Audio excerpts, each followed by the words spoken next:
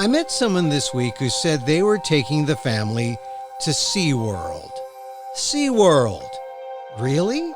Years after the documentary Blackfish, and you still want to take the kids to SeaWorld? So, for the long holiday, if you really want to understand the orcas, see them as part of a slave trade that is kept alive by SeaWorld. And don't go to SeaWorld.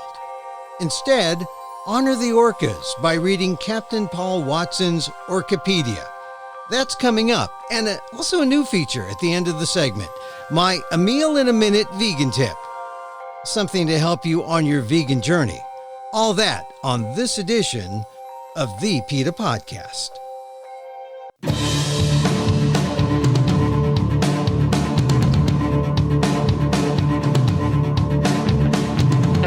Welcome to the PETA Podcast. I'm Emil Guillermo, your host for this inside look at PETA, the largest animal rights organization in the world. On today's episode, Captain Paul Watson, an original founder of Greenpeace who left it to start Sea Shepherd, famed for its courageous direct actions on behalf of animals. After 50 years on the sea, he now writes books to provoke the public and motivate activists to do more. His new book, Orcapedia, is a register of all the orcas in captivity, and it serves as a rallying call to stop what Watson unabashedly calls a slave trade. PETA actively works to end the suffering of imprisoned orcas, from its campaign to end SeaWorld's cruelty to its groundbreaking lawsuit that alleges SeaWorld violates the 13th Amendment, the constitutional prohibition of slavery. In my conversation with Captain Watson, he talks about the orcas held captive in the U.S. and around the world, including Lolita, who has been at the Miami Seaquarium for 50 years. PETA is suing the Seaquarium to force them to allow Lolita to be moved to a seaside sanctuary in her home waters. And we also talk about the moment that changed his life and why he's dedicated to the animals. But first, the book Orcapedia, written with co-author Tiffany Humphrey. It shows all the orcas held captive around the world, as well as those who've died. It's a document of those orcas caught in a slave trade that will make any person think twice before visiting SeaWorld. Here's my conversation of Sea Shepherd's famed Captain Paul Watson about his new book, Orcapedia, on the PETA Podcast. What strikes me about this book is the framework. Everyone knows Wikipedia. If you have a Wikipedia page, you're fortunate, you've done something. To put the orcas into that context that people know, Orcapedia, I think communicates, what you want to communicate instantly. It's everything you always wanted to know about these specific orcas. And the framework, I think, is the achievement of the book. Thank you. Yeah, I don't think that a lot of people are aware of just how many orcas have been captured and how many have died in captivity and how many are presently in captivity, and that it's right around the planet. They're all over. People are aware of, say, the orca in SeaWorld in San Diego, or the orca in, say, in Florida, but they don't really see the big picture of where all of these captive wonderful animals are being kept. And it is a slave trade. It's exactly what it is. It's these are highly intelligent, sentient, self-aware beings that we're just bartering and selling for profit and for amusement. Yeah, you say that, and that was going to be my next question, that, people tend to forget because they'll see the orcas at SeaWorld and they say, okay, yeah, we're against SeaWorld. But you put it into context here with this Orcapedia, all the information. And the thing that strikes me is that you write how it constitutes this slave trade.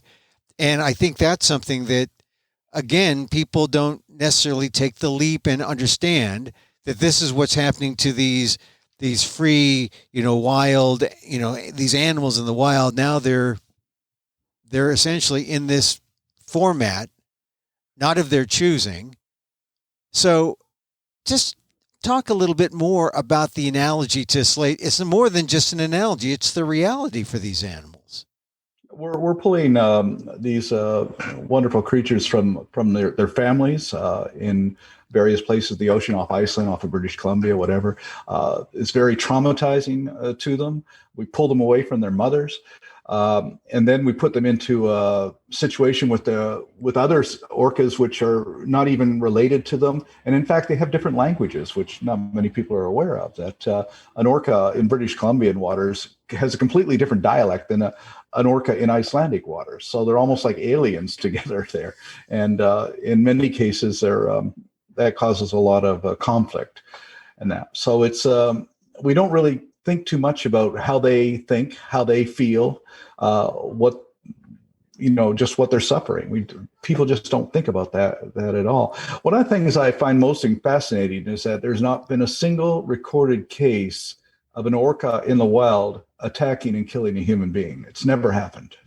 But 3 people have been killed by orcas in captivity. And people say, well, why did they do that? And I said, well, just to picture yourself walking through the exercise yard of a maximum security prison full of serial killers. There's some people with some deep psychological problems. That's a risky endeavor. Many of these orcas are seriously mentally disturbed because of the confinement and because of the way they've been treated. And they're not normal. And just interrelating with them is a risky endeavor for the people who are involved on that. They're unpredictable in that sense. And so when they're unpredictable, is that because of where the context in which they're placed, this enslaved sense? Is that what creates this instability in them? Incredible frustration being cooped up in those cells. It's like being in isolation or just with a couple of prisoners in a cell for the rest of your life. And no longer being able to swim freely in the ocean, no longer to be amongst your family. And it's incredibly alien environment that they've been put into. And there's a lot of trauma that's involved in that. I've swum with orcas in the wild, and it was an amazing experience. It was way back in the 70s, but we were in a boat in the Bella Bella Straits in British Columbia when saw a pod of orcas coming towards us. These are transient orcas, and we 3 of us jumped in the water right in front of them. Now I can tell you, seeing orcas from the deck of a boat and seeing orcas when just your head's sticking out of the water is 2 completely different perspectives. Suddenly, the first thought that comes to me is, these guys eat sea lions. And they're bigger than we are. And then suddenly the whole pod disappeared. Now, the only thing more stressful than a pod of oncoming orcas was a pod of orcas that suddenly disappeared. Now you don't know where they are. And they surfaced right beside us, so close. I reached out and grabbed, I don't know why I did this. I reached out and grabbed the dorsal of the one that passed me. And he pulled me through the water for 100 meters or so, and then just flipped me off, and I was tumbling in his wake. You don't go up to a lion in the Serengeti and pet it. But here, the most formidable predator on the planet allowed me to do that. Now, I don't think it's because they like us. I think it's because they understand us, that they know what we're capable of. Way back in 1910, some orcas broke the ice under some of Captain Scott's party in Antarctica, and they broke the ice. But when they realized that they weren't penguins, they left. They could have taken them, but they didn't. Again, they're able to distinguish, to determine what is, what they take, because I think they're extremely intelligent. The human brain, it's a 1,700 cubic centimeter organ. The orca has a 6,000 cubic centimeter brain. The sperm whale brain's a 9,000 cubic centimeter brain. And the convolutions on the neocortex area of both the sperm whale and the orca are far more pronounced than they are on the primate brain. And also, mice to men, we have 3 lobes to the brain, but cetaceans have 4 lobes. And that 4th lobe is almost all associative behavior. Their ability to communicate is way off the charts, anything that we understand. They know what they're doing. It's no mistake with the way when the orcas there wasn't a confrontation, but when they engaged with you, they knew what they were doing. They're dangerous to predators or to their enemies, but to someone like yourself, they could be indifferent, be nice, and then go on, right? I mean, I think it's because they choose to live in a state of peaceful coexistence with us. That's what they want, because they know what we can do. I mean, we exterminated pods of orcas off Iceland, shot them down with machine guns back in the 60s. They were regularly shot at by fishermen for many, many, many years. When I was in the Canadian Coast Guard in 1969, I had a captain on there we saw a pod of orcas off of British Columbia, and he says, "Got to watch for those. I've seen those guys eat people like you wouldn't believe. They're the most ferocious monsters on the planet."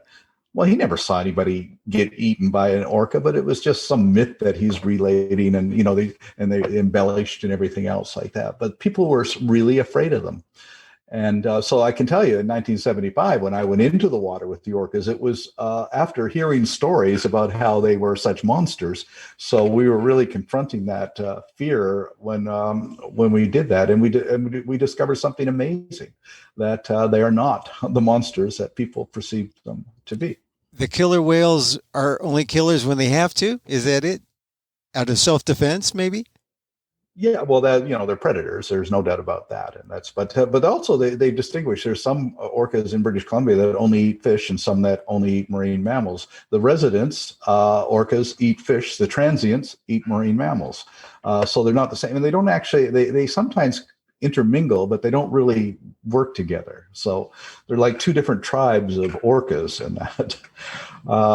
But we've seen them in Antarctica, in the North Atlantic, the South Pacific. I mean, orcas are everywhere. They're not a lot of them, but they're there, and you see them. So let's get back to this point about enslavement, because that's a powerful word. And when you mention it, there'll be some pushback to say, how can you say, you can't really say they're enslaved? Well, they, by every definition of slavery, they're captured and taken from their group, their pod. They're separated from their mother and from their brothers and sisters. They're pulled away from that. They're taken to an alien environment and forced to serve their masters. And the masters are the aquarium facilities that basically force them to do tricks and to entertain people. So to me, that's the very definition of slavery: being controlled by your masters to do things to make a profit for your masters. Yeah. And especially when you're dealing with highly intelligent creatures. I personally believe that orcas are more intelligent than we are. But of course, a lot of people push back on that and say, I had a whaler in Norway one time. He says, "Watson, you say whales are more intelligent than we are. How can you say such a stupid thing?" And I said, "Well, George, I measure intelligence by the ability to live in harmony with your natural environment. And by that criteria, orcas are far more intelligent than we are." And he looked at me and said, "Well, by that criteria, cockroaches are more intelligent than we are." I said, "George, you're beginning to understand what I'm trying to tell you." Yeah. We measure intelligence by hand-eye coordination, the ability to make tools. If a blob of protoplasm stepped out of a spaceship tomorrow, we'd automatically assume it's intelligent, because it has technology, but it's a blob of protoplasm. Yeah. But so to us, intelligence is a tool. Intelligence is a gun. That's what we define intelligence by. But if a dog were to walk into the room, it could tell you who was there yesterday if it was able to tell you, but it knows. Yeah.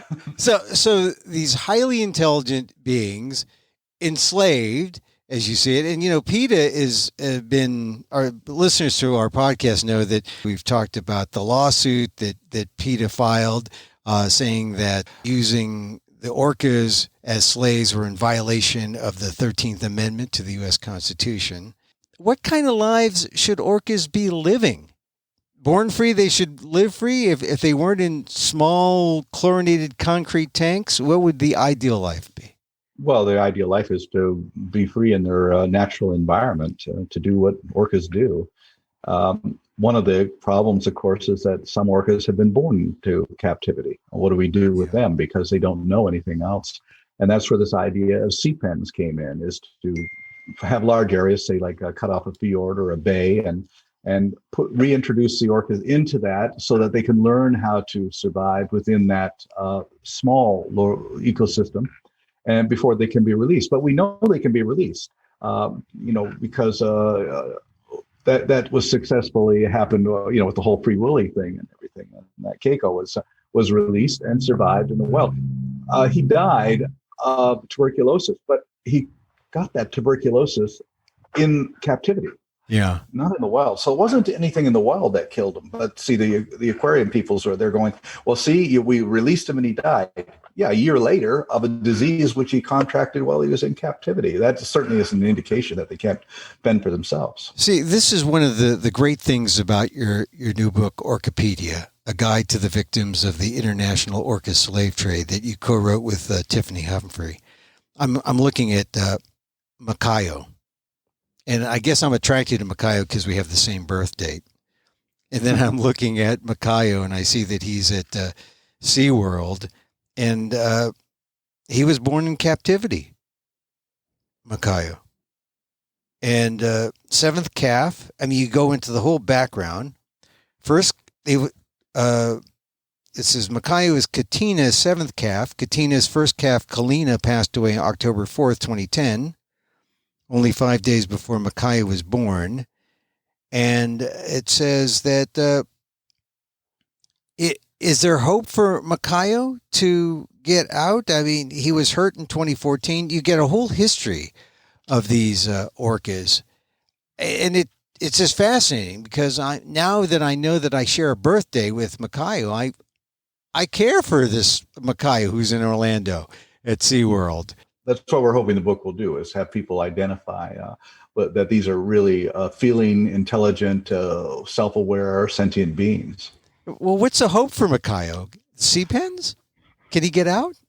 I think that the sea pen is a transition to captivity. And what we do, for instance, we know what the dialects are. John Ford's work with studying orca dialects has demonstrated we can tell from an orca in captivity where it came from, whether it came from Iceland, whether it came from the West Pacific Northwest. And therefore, we should look at reintroducing them into the area where they were originally came from so that they can be reconnected with their pods. Orcas have incredible memories. I'm sure that they would be able to, bring any of these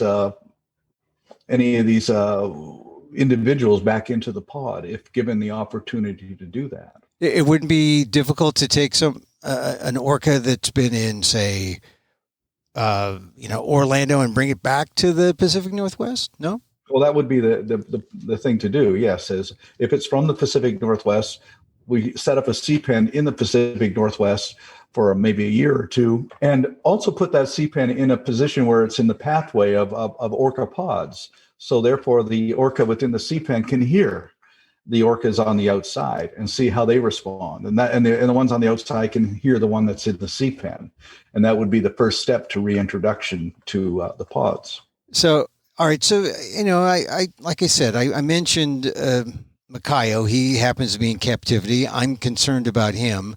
Your book starts out with the famous ones, and Keiko, of course, people know. Tilikum, people know. They're all featured here, but I'm particularly moved by Lolita, who was stolen from her family in 1970 off the coast of Washington and has been held in a 35 by 80 foot tank for 50 years. And not only has she been held for 50 years, but she's being held alone. And these are highly social animals. It's a form of cruelty, and I believe that people have offered a lot of money to have Lolita released, but they've refused.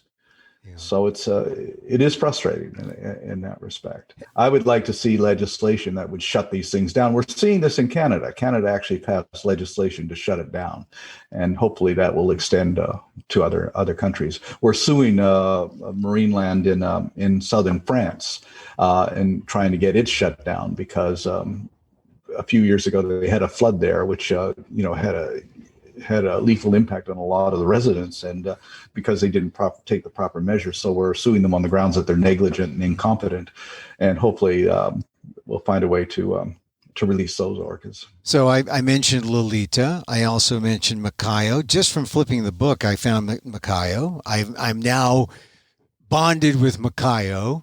You've dealt with orcas for much of your life. Tell me about the ones you've been able to meet, and which orcas have particularly moved you. I have met Tillicum, and Tillicum was captive in Victoria, British Columbia. I spent a lot of time with Skana, who was really one of the first settlers ever put into captivity at the Vancouver Aquarium. And at one point, Dr. Paul Spong was studying, he was hired by the Vancouver Aquarium to study Skana, and suddenly realized that Skana was studying him. And he became quite radicalized about this whole thing and said, this orchid does not belong here. And of course, he was fired by the Vancouver Aquarium for doing that. But while he was there, he took people like Bob Hunter and myself in to meet Skana. And I remember one point, Bob Hunter put his face down, and Skana came up with her mouth wide open and took Bob's entire head in her mouth. Then her teeth touched the sides of his head, just gently, and then pulled back. And what Paul Spong said to Bob Hunter was, "That's her showing that she trusts you, and also as seen if you trust her." And so I've had that experience in the wild with an unnamed orca, because they don't have names, of actually having my hand go over the teeth and onto the tongue, which could literally lose your hand. But the orca didn't take my hand.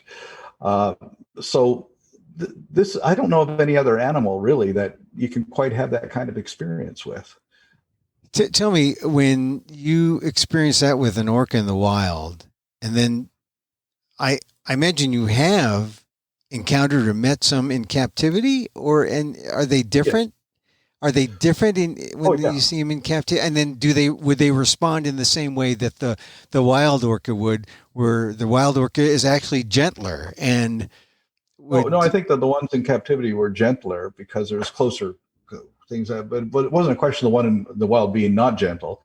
I think the best way to describe the difference is that the one in the wild the attitude was sort of like, oh, nothing here really. This is just amusing.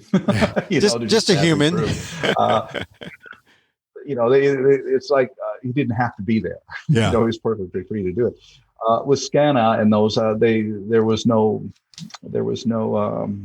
nowhere there for them to go. They had to. And, when people say, well, they do these tricks willingly, I think, no, first of all, they do it for one reason, for food. Second, because they're bored. They're easily bored. And so they do a lot of these things to get around that boredom. But the training is not gentle. There's a lot of food deprivation that goes into that process. So they are punished on that. I think one of the most disgusting things that they do is they literally masturbate the males to get the semen for reproductive purposes in the aquarium or the marine captivity trade. Right. So, and that actually is something that was done also during the days of slavery, days of human slavery, where you had breeding programs that were designed in order to produce a stronger worker, in the plantation. So again, that shares that characteristic with slavery. Well, it's funny, when I talked to John Hargrove, he talked about that act in order to save the sperm. And he talked about how the sperm is really what is used to spread out worldwide this slave trade, because now you can breed them all over the world. And I love your book because it shows all the pictures and headstones of the deceased and the pictures of the living. But the picture that got me the most was the map of the world, to show where all these places are that have where the orcas are held captive. You have a place in Russia, Japan, China. They're in France and Spain. How do we stop this? I mean, I guess we have to. Can we control the sperm or the reproductive means to breed, or how do we stop this from going on in that way? Well, now that we have Canada and India, places that are actually having legislation to stop this captivity, hopefully that we can get that the United Nations involved to have international regulations, to shut it down, on the grounds that it's immoral and that it's also it's destructive ecologically. We're actually taking these animals out of their ecosystems. But also, the lifespan of an orca is pretty much similar to the lifespan of a human being. And but once in captivity, their average lifespan is much lower. Lolita is actually an exception to the rule. She's been there for 50 years. But if the ones that are born in captivity, is very high mortality on the newborns. But if they get to past 30, they're doing pretty good. But it's not a healthy system for them, and it kills them. Over 200 of them have died in captivity, way before their time. Yeah, the headstones in the book are really, they're very emotional to see them, and some of them have names. Many of them have names, but a lot of them have no names. There's a lot of unnamed orcas that you also have a headstone for. What is it like when you go through the headstones and see all the orcas who have died in captivity? Well, I remember the ones that I knew that had died on that. I remember Scanna when she died. What they wanted to do there was so disrespectful. The first thought was, well, let's just sell her to a dog food company. And make dog food out of her. And of course, a lot of public protests against that, and they ended up burying her at sea. But to the captivity industry, they're just a commodity. That's all they are. They're just commodities. They don't really give much thought to the fact that these are sentient, thinking, emotional, feeling beings. They just don't. Detail the complicity of SeaWorld in this orca slave trade. If SeaWorld was not a part of this, would it still exist? Would it be minor? Would it be small? Or because SeaWorld is such a corporate entity with not necessarily unlimited funds, but they have, a large amount of funds that they protect for their shareholders, but they insist that this is their trade.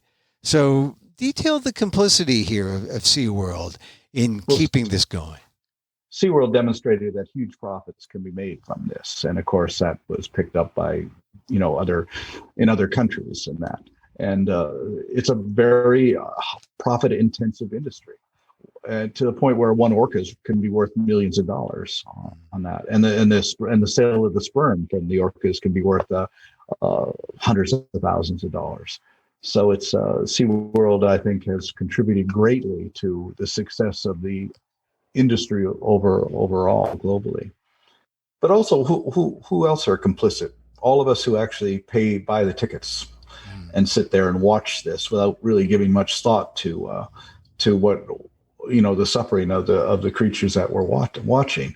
And I think all of us at some point were guilty of doing that, and we didn't think too much of it at the time. I say, occasionally younger people will respond and say, well, they think that there's something wrong with it, but they really can't put their finger on it and that.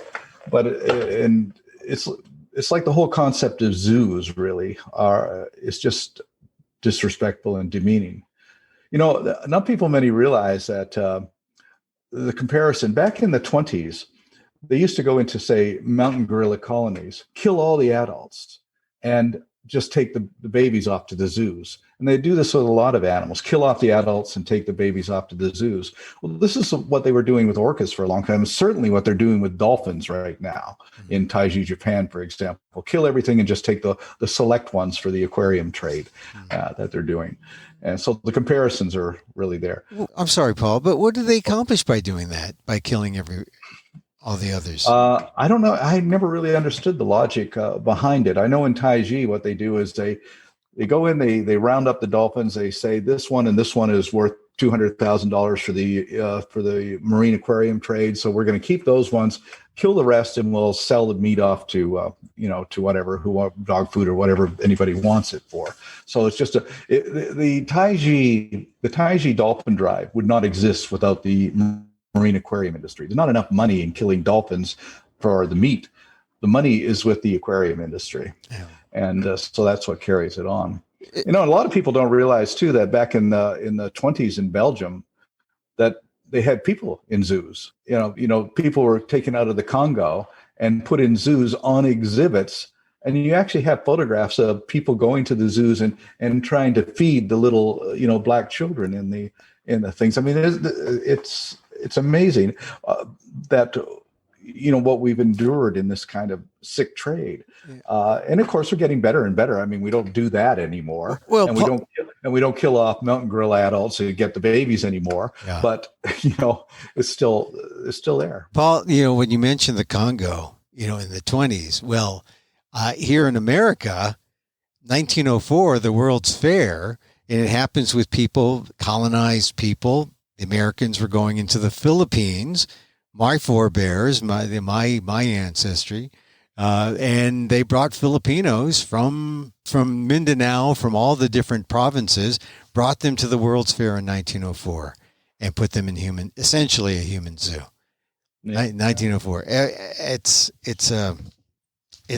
It was there to sell imperialism to the Americans. We must save these people, right? They need our help. And it's a way they certainly killed a lot in the Philippines in the process. Oh yeah, as a result of the Philippine-American War, nearly based on some accounts, up to 1 million people, and not directly from the war, but from the famine and from all the things that are resulting. It just seems that we just never learn. I mean, your example from the Congo, the gorillas, and now what we're doing to the orcas. It seems that the empathetic way doesn't seem to be working very much.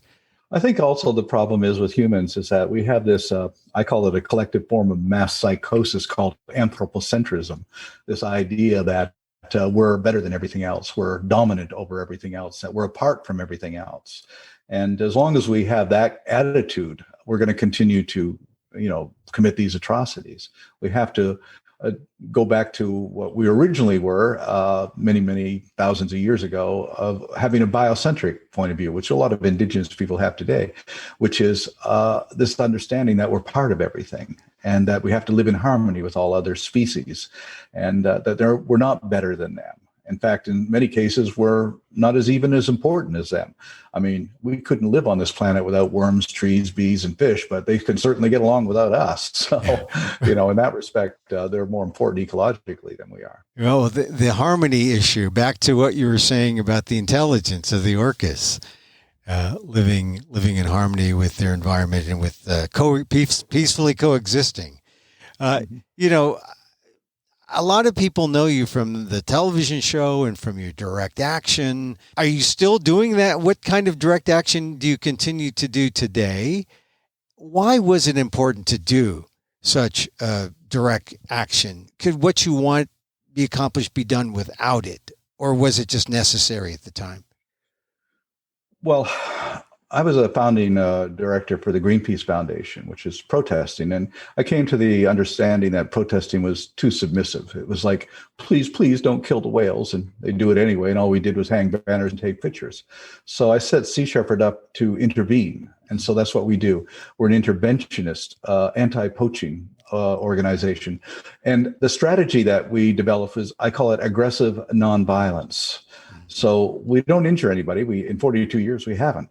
But we have saved, literally hundreds of thousands of animals and shut down hundreds and hundreds of illegal operations. Just this last week, we arrested 6 poaching vessels in the waters of Sierra Leone. Over the last year, 65 vessels that we've seized that were poaching in those waters. And, we're working in the Gulf of Mexico right now in the Sea of Cortez to protect the endangered vaquita. I have 3 vessels there. And if it wasn't for that, I'm pretty confident that the vaquita would now be extinct. So SeaShepherd now is a global movement with, we have 12 ships out on the ocean. And at any given time, about 250 volunteers from about 25 different nations. And so that's, I think, the thing I'm most proud of is what started as an organization is now a global movement. And it's no longer even in my control. I'm just part of that movement now. And I guess at first you went out there, but you don't do that still, do you? Or well, I do go, consult with the ship. So the reason I can't go out there is not that I don't want to. It's because Japan has put me on the Interpol red notice, preventing me from traveling because they charged me with conspiracy to trespass. Now, I'll tell you, the Interpol red notice is for serial killers, war criminals, and major drug traffickers, and I'm the only person in history to be put on that list for conspiracy to trespass. But that just really shows you the power that Japan has in that. So I can go to France and I can come back to the U.S., but I can't go to. I'm both a U.S. and Canadian citizen, but I can't go into Canada because the Canadians will send me off to Japan. And here's interesting: conspiracy to trespass on a whaling ship. I didn't actually do it. I conspired to do it, apparently. Do you miss not going out there, or you can go to some places, but not all? But what? Well, I do miss it, but I spend a lot of time writing right now. But I've spent 50 years on the sea, and so it's. But the great thing about it is I got literally dozens and dozens of captains and officers and engineers and directors out there who are doing it right now. So, it's that to me is very satisfying. That in fact we're getting more done now than we ever done in our entire history. So the term you used again was aggressive nonviolence. Aggressive nonviolence. Where is the line? How aggressive? Because you don't cause injury. Well, because from the other perspective, they're seeing you come, in the confrontational mode, and they're, what is their reaction to your aggressiveness? Well, the mythology actually works in our favor. A lot of the people we oppose think that we're real terrorists and we kill people, and that's fine. If they want to think that, that's just fine, because when we show up, they're scared and they run. But the reality is we don't hurt anybody. About 12 years ago, I was invited to give a lecture to the FBI in Quantico, and after the lecture, one of the FBI agents said, well, Sea Shepherd's walking a pretty fine line when it comes to the law. And I said, yes, but it doesn't matter how fine that line is if we don't actually cross the line. And we don't cross that line. We operate within the boundaries of the law and within the boundaries of practicality. And our opposition are criminals. These are poachers. These are people who are doing illegal things. And they said, well, you destroy property. Yes, we do. We confiscate fishing gear, and we've sunk ships and everything, all which are engaged in illegal activity. And to me, that is aggressive nonviolence. If a poacher is about to shoot an elephant, and you walk up and smack the rifle out of his hand and break the rifle, that is an act of nonviolence.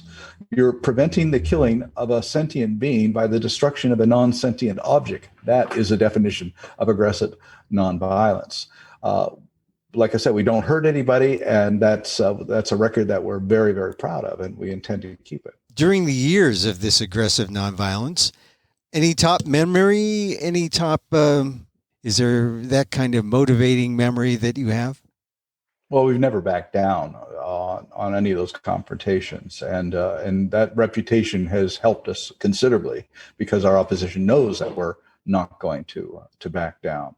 And we realize what the risks are. When people join the crew, I ask them this question: are you willing to risk your life to protect a whale or a shark? And if they say no, they say, well, then we can't use you. And when people say, that's really asking an awful lot for people to risk their life to protect a whale, I said, really, is it?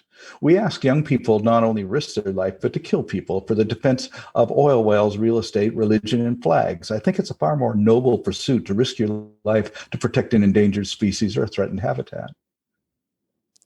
I guess you get the good people signed up for Sea Shepherd then, huh? We got a lot of people who, I think we've had over 7,000 volunteers that have participated on that. But even more important is that I think that we instill in our volunteers this understanding, this idea that each and every one of us can change the world. We just have to harness our passion, to courage and imagination, and go forward and do it. And so many of my crew members have done just that. In fact, PETA was established originally by Alex Pacheco, who was one of my crew members in 1979. Wow, I didn't know that. Yeah. So it's funny because here you talk about 79. Here we are, 2021. Are we close to seeing the time when we can all just retire and say we are in that perfect world now, and we don't have to worry about the bad guys and the animals are fine? Well, that would certainly be nice. But I do tell people to not be pessimistic and not to be deterred by the situation. When people say, yeah, but it's impossible to solve these problems. Well, the answer to an impossible problem is to find an impossible solution. And how do you do that? Through passion, courage, and imagination. The very idea in 1972 that Nelson Mandela would be president of South Africa was unthinkable, therefore impossible. And yet the impossible became possible. And I think that holds true with pretty much all of these problems that we encounter.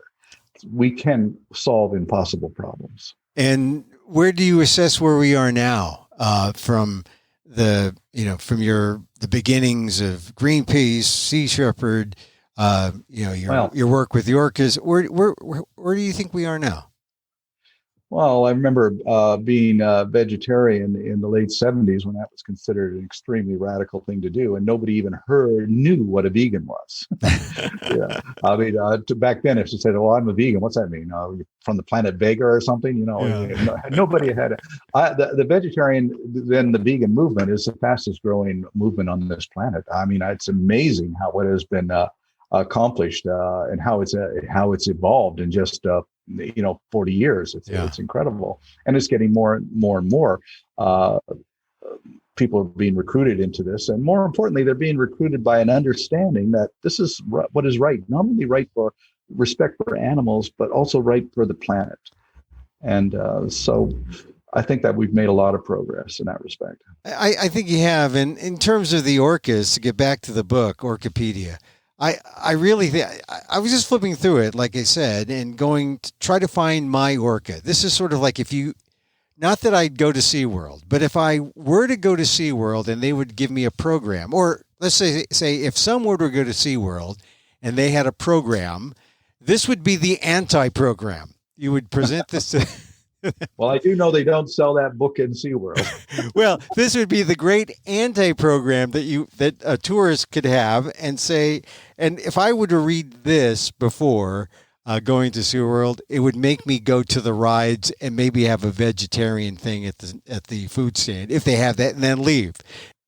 Yeah, I think a lot of the people who go to these marine captivity facilities today and as spectators, and they really don't give it much thought, but they're really no different than the people who used to go to freak shows in the 19th century, and without any concern or empathy for the people who were in those shows, who were deformed or had problems and everything like that. All they saw was entertainment. And this is what most spectators see is just entertainment. They don't really give any thought or compassion to the beings which are being exploited to provide that entertainment.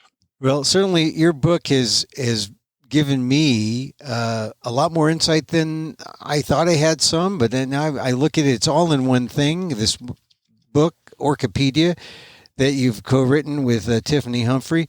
And I should point out that, Tiffany did most of the work on that, so she deserves the credit on it. Well, all right. I didn't want to give her short shrift, certainly. And but before we say goodbye, I know that you must have a favorite story that encapsulates what you're about. There's one story that, really was a defining point in my life, which involved a whale. And that was in 1975 when we came up with this idea to protect the whales from the Soviet whaling fleet in the North Pacific. And we were reading a lot of Gandhi at the time. So we came up with this idea that all we had to do is put ourselves between the harpoon and the whales and we'd save the whales. That was the idea. And so in June of 1975, Bob Hunter and I were in a small inflatable boat in front of a Soviet harpoon vessel that was bearing down on us at full speed. And in front of us were 8 sperm whales that were fleeing for their life. And every time the harpooner tried to take a shot, I would block the path of the harpoon. And this worked for about 20 minutes until the captain on the Soviet vessel came running down the catwalk, and he screamed into the ear of the harpooner, then brought his finger across his neck like that and looked down on us and smiled. And that's when I realized Gandhi's not going to work for us today. And a few moments later, there's this incredible explosion, and the harpoon flew over our heads and slammed into the backside of a female in the pod, and it exploded. And she screamed. It didn't even occur to me that a whale would scream. And she rolled on her side in a fountain of blood, and suddenly the largest whale in that pod slammed the water with his tail and dove, and he swam right underneath of us, threw himself out of the water straight at the bow of the Soviet vessel. but they were ready for him with an unattached harpoon, pulled the trigger, hit him point blank range in the head. He screamed back, rolling in agony on the surface. And as he did, I caught his eye, and he looked straight at me. And then he dove again. And this time I saw a trail of bloody bubbles coming at us real fast. And he came up and out of the water so that the next thing was to come crashing down on our small boat. And as his head rose up out of the water, I could see his eye right there. It was only a couple of feet from me, so close I could see my reflection in that eye. And what I saw in that eye is what changed my life forever. I saw understanding.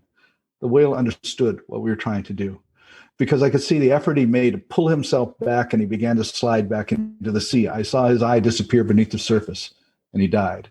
Could have killed us, and he chose not to do so. So I personally owe my life to that whale. But I also saw something else in that eye, pity, not for himself, but for us, that we could take life so thoughtlessly, without any, empathy at all.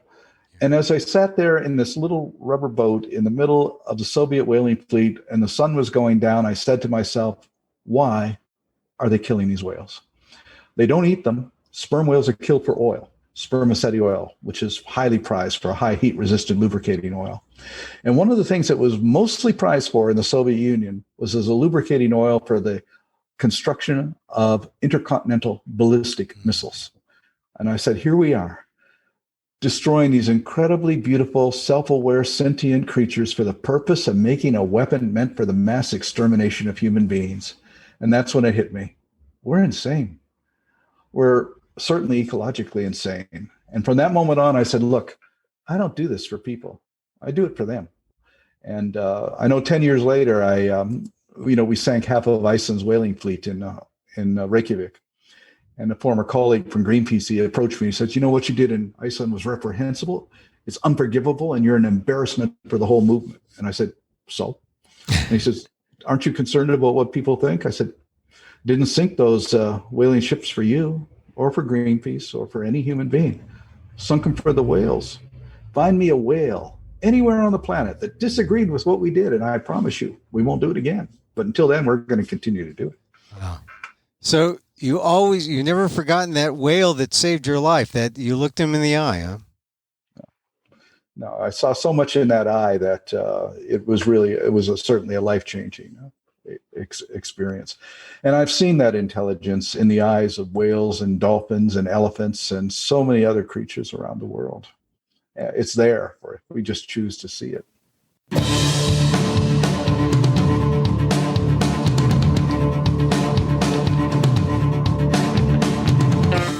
Captain Paul Watson, the Canadian-American marine conservation activist who founded Sea Shepherd in 1977. His new book, co-authored with Tiffany Humphrey, is called Orcapedia, published by Groundswell Books. Info in the show notes. And for more on protesting SeaWorld and its enslavement of orcas, go to PETA.org.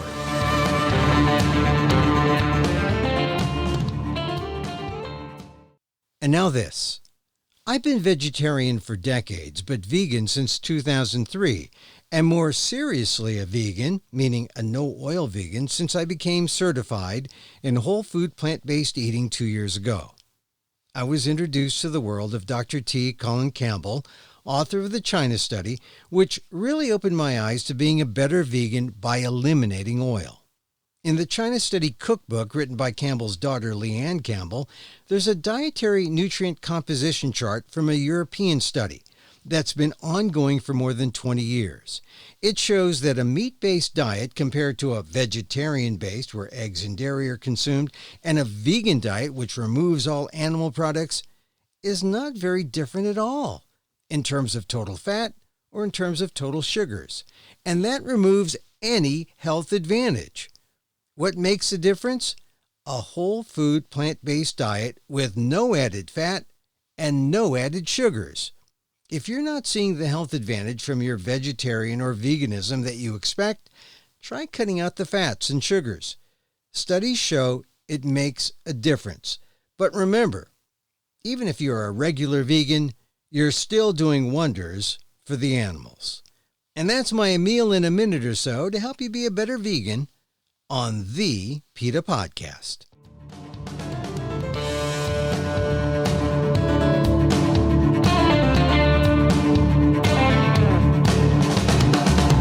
And that's our show for today. Thank you for listening. Don't forget to send the link of this show to your friends, your really good friends and your friends who might think about going to SeaWorld and they need some convincing. And this book, Orcapedia, it could do that. Tell them you like the PETA Podcast, of course, and contact us at PETA.org. You can find me on Twitter at Emil Amok, that's EMILAMOK, or on AMOK.com, or see my work at ALDEF, the Asian American Legal Defense and Education Fund. That's at aldef.org/blog.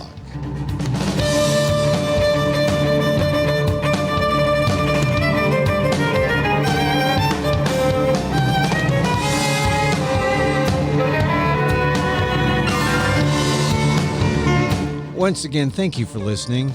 Check out all our episodes on your favorite podcast app or on Apple Podcasts, where you can rate and review the show. It helps get the word out about the issues you care about. Our music is provided by Carbon Works. Check them out on YouTube. And join us again next time for more insight into animal rights and the fight for a cruelty-free world on the PETA Podcast. I'm Emil Guillermo.